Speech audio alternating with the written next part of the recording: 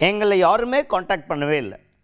Contact பண்ணதா சொல்கிறதெல்லாம் முற்றிலும் பொய் அப்படின்னு ஒருத்தர் பேசியிருக்கார். பேசினது யார்? அதிமுகவின் மூத்த தலைவர் KP முனுசாமி அவர்கள். அவர் தான் எதை பற்றி பேசுகிறாரு அப்படின்னு பார்த்தீங்கன்னா, சமீபத்தில் அமைச்சர் நிர்மல்குமார் அவர்கள் எடப்பாடி பழனிசாமி அவர்களை தாவேகா மூலமாக கான்டாக்டே பண்ணலன்னு சொல்கிறதெல்லாம் பொய். நாங்கள் எடப்பாடி பழனிசாமி அவர்களை கான்டாக்ட் பண்ண ட்ரை பண்ணோம். ஆனால் அதிமுகவில் இருக்க சில பேர் இப்போ வேணாங்க, இப்போ சரியில்லை சிச்சுவேஷன் அப்படின்னு சொல்லிட்டு அந்த மீட்டிங்கை ஆர்கனைஸ் பண்ண விடலை அப்படின்னு சொல்லிட்டு ஒரு கருத்து சொல்லியிருந்தார். அப்படிங்கிற மாதிரி நாங்கள் மீட் பண்ண ட்ரை பண்ணோம், அவர்கிட்டையும் பேசுகிறதுக்கு ட்ரை பண்ணோம், ஆனால் அந்த வாய்ப்பு கிடைக்கல அப்படின்னு சொல்லியிருந்தார். நிர்மல்குமார் அவர்கள் சொன்னிய இந்த கருத்துக்கு முற்றிலுமாக மறுப்பு தெரிவிச்சிருக்கிறாரு KP முனுசாமி அவர்கள்.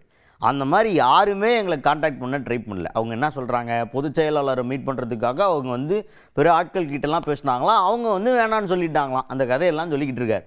எந்த ஒரு அழைப்பும் அங்கேருந்து வரவே இல்லை. நான் சொல்கிறேன் அதை அஃபிஷியலாக. அப்படி தாவேகா தரப்புலேருந்து எந்த ஒரு அழைப்பும் எந்த ஒரு பேச்சுவார்த்தையும் நடக்கவே கிடையாது. எங்களை சந்திக்கிறதுக்கு அவங்க முயற்சியே பண்ணல. இது முற்றிலுமாக பொய் அப்படின்னு சொல்லிட்டு இடத்துல நிர்மல்குமார் அவர்களுடைய கருத்துக்கு மறுப்பு தெரிவித்திருக்கிறார் KP முனுசாமி அவர்கள். கழகத்தினுடைய பொதுச் செயலாளர் எடப்பாடியார் அவர்களை தமிழக வெற்றி கழகத்தினுடைய தலைவர், இன்றைய மாண்புமிகு முதலமைச்சர் திரு ஜோசப் விஜய் அவர்கள் சந்திப்பதாக நேரம் கேட்டதாக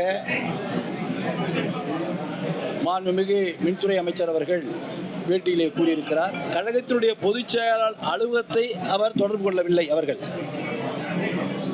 மாறாக கட்சியுடைய மற்ற தலைவர்களை கேட்டதாகவும் அவர்கள் இப்பொழுது வேண்டாம் என்று சொன்னதாகவும் அவர் சொல்லுகிறார். இது முற்றிலும் ஒரு தவறான செய்தி. எந்த சூழ்நிலையிலையும்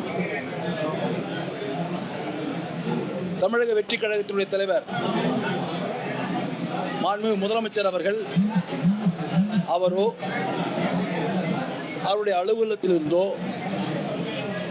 பொதுச் செயலாளர் சந்திப்பதற்கு யாரும் நேரம் கேட்கவில்லை, அனுமதி கேட்கவில்லை என்பதை நான் தெளிவாக இங்கே குறிப்பிட விரும்புகிறேன்.